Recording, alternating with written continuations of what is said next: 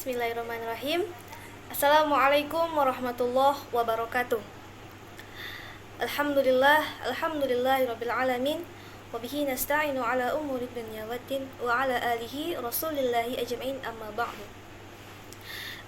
Baiklah, pertama-tama marilah kita panjatkan puji syukur kehadirat Allah Subhanahu wa taala, karena berkat rahmat limpah karunia-Nya lah saya bisa menyelesaikan tugas ini tepat waktu. Salawat berserta salam tak lupa pula kita hadiahkan kepada junjungan Nabi besar Muhammad sallallahu alaihi wasallam dengan melafazkan Allahumma shalli ala sayyidina Muhammad wa ala ali sayyidina Muhammad. Baiklah, untuk tidak memperpanjangkan waktu, langsung saja perkenalkan, nama saya Syalena Cahnia. Saya merupakan mahasiswi dari Ilmu Al-Quran dan Tafsir Stain Sultan Abdurrahman, Kepulauan Riau. Jadi video ini untuk memenuhi tugas mata kuliah PKN dan kulturalisme dosen pengampu Ibu Yozi Rahmadeni, MSI. Baik, kita masuki soal pertama, itu tujuan pendidikan kewarganegaraan umumnya bertujuan untuk membentuk warga negara yang baik atau good citizen. Jelaskan apa sajakah kriteria good citizen itu. Nah, jadi peran pembelajaran pendidikan kewarganegaraan dalam menumbuhkan generasi muda smart and good citizenship. Pembelajaran pendidikan Pancasila dan kewarganegaraan sangat dibutuhkan untuk menumbuhkan sikap warga negara yang diharapkan bangsa. Revolusi industri banyak membawa perubahan dalam kehidupan manusia. Revolusi industri secara fundamental telah mengubah cara beraktivitas manusia yang memberikan pengaruh yang besar terhadap perilaku dan kebiasaan warga negara, khususnya pemuda. Oleh karena itu, pentingnya pembelajaran pendidikan Pancasila dan kewarganegaraan untuk membangun generasi muda smart and good citizenship. Pemuda adalah pemimpin masa depan. Oleh karena itu, untuk mempersiapkan generasi muda yang smart and good citizenship merupakan tanggung jawab kita bersama. Salah satu yang dapat dilakukan adalah melalui proses pembelajaran, terutama melalui pembelajaran PPKN. Upaya ini bertujuan mempersiapkan generasi muda untuk menghadapi tantangan revolusi industri demi harapan dan bangsa depan bangsa Indonesia, agar setiap warga negara menjadi warga negara yang baik atau to be good citizens, yakni warga yang memiliki kecerdasan civis atau intelligence, baik intelektual, emosional, sosial, maupun spiritual, memiliki rasa bangga dan tanggung jawab atau civic responsibility, dan mampu berpartisipasi dalam kehidupan bermasyarakat. Baik, kita masuki soal yang kedua, yaitu jelaskan apa yang menjadi ciri atau karakteristik yang membedakan negara bangsa Indonesia dibandingkan dengan negara lain. Yaitu, bangsa Indonesia merupakan negara kepulauan yang sangat kaya dengan keanekaragaman suku, agama, bangsa, dan negara. Keanekaragaman tersebut dipersatukan oleh satu ideologi yang sama, yaitu Bhinneka Tunggal Ika. Tidak hanya itu, bangsa Indonesia pun mempunyai bahasa pemersatu bangsa, yaitu bahasa Indonesia. Setiap negara mempunyai identitas nasional. Identitas nasional merupakan suatu ciri khas yang dapat membedakan antara negara satu dengan negara lainnya. Banyak sekali hal-hal yang mencerminkan identitas nasional yang menjadi ciri khas bangsa Indonesia. Berikut beberapa poin yang membedakan bangsa Indonesia dari bangsa lain. Di antaranya, yaitu Indonesia merupakan negara kepulauan terbesar di dunia, yaitu memiliki 17.504 pulau.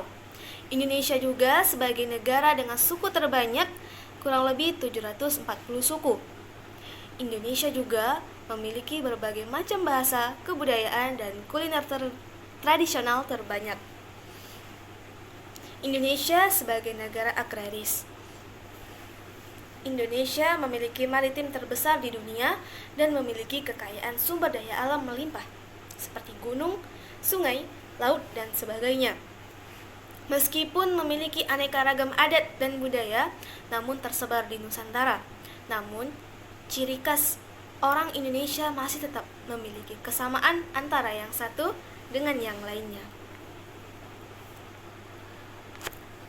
Baik, yaitu tadi soal kedua. Langsung kita masuki soal ketiga, yaitu sebutkan dan jelaskan 5 jenis integrasi dan berikan contohnya. Integrasi bangsa, yaitu proses penyatuan sosial dan budaya yang mempresentasikan identitas nasional. Sebagai contoh, batik adalah budaya tak benda yang menjadi identitas bersama bangsa Indonesia. Kamu bisa saja dilahirkan di kampung yang tak kenal batik atau tidak punya tradisi membatik.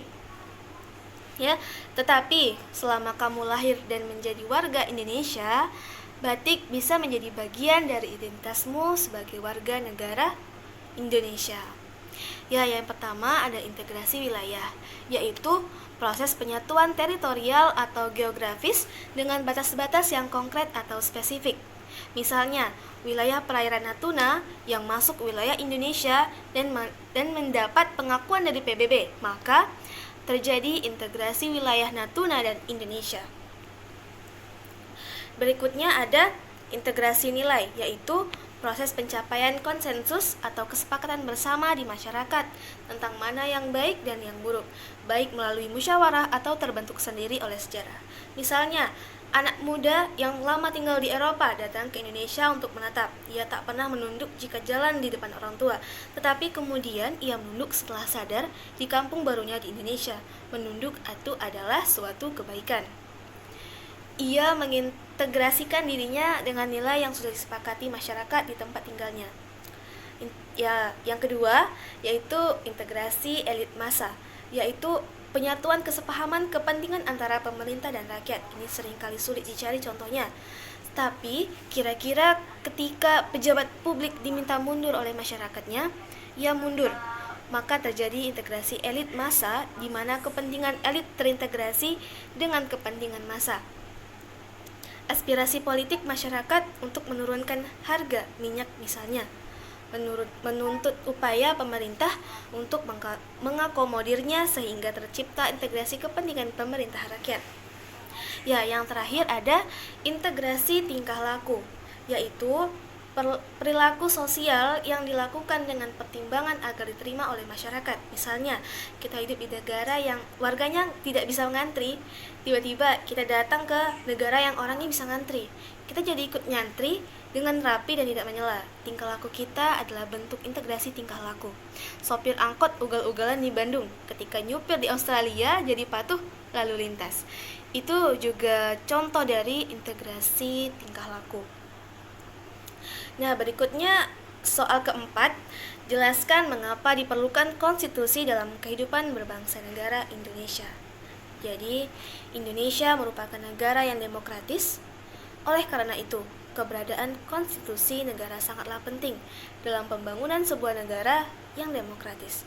Mayoritas konstitusi yang demokratis itu lahir dari sebuah negara yang demokratis juga. Baik, sebelum lanjut ke pembahasan yang lebih dalam, saya ingin memperkenalkan dulu tentang definisi konstitusi dari berbagai sumber yang telah saya baca dan saya dengar. Nah, jadi konstitusi merupakan keseluruhan dari peraturan-peraturan di sebuah negara, baik konstitusi secara tertulis atau tidak tertulis, yang mengikat sebuah cara yang mengatur sistem pemerintahan negara yang dapat diterapkan dalam suatu masyarakatnya. Konstitusi itu memiliki peranan penting dalam kehidupan berbangsa dan bernegara. Jika dalam sebuah negara itu tidak terdapat konstitusi, maka dikhawatirkan akan banyak tindakan yang sewenang-wenang dalam sebuah pemerintahan. Konstitusi di negara Indonesia telah dikenal dengan istilah Undang-Undang Dasar. Namun sebagaimana telah kita ketahui, masyarakat dan pemerintah itulah yang melanggar konstitusi dalam negara itu sendiri. Contoh besarnya dalam kehidupan yaitu seperti asap yang mengganggu akibat kebakaran hutan, yang mana hal tersebut berkaitan dengan Undang-Undang Pasal 28H ayat 1. Yang ayat itu berbunyi, semua orang itu berhak hidup sejahtera, baik secara lahir maupun batin. Nah, jadi oleh karena itu, kita sebagai warga negara Indonesia harus menyadari dengan sepenuhnya tentang tugas dan kewajiban mereka tentang berkehidupan dalam bernegara sesuai dengan Undang-Undang Dasar Republik Indonesia 1945. Alhamdulillah, itu saja yang dapat saya sampaikan. Mohon maaf jika ada kesalahan, terlebih terkurangnya saya mohon maaf. Saya akhiri dengan wabillahi taufik wal hidayah. Wassalamualaikum warahmatullahi wabarakatuh.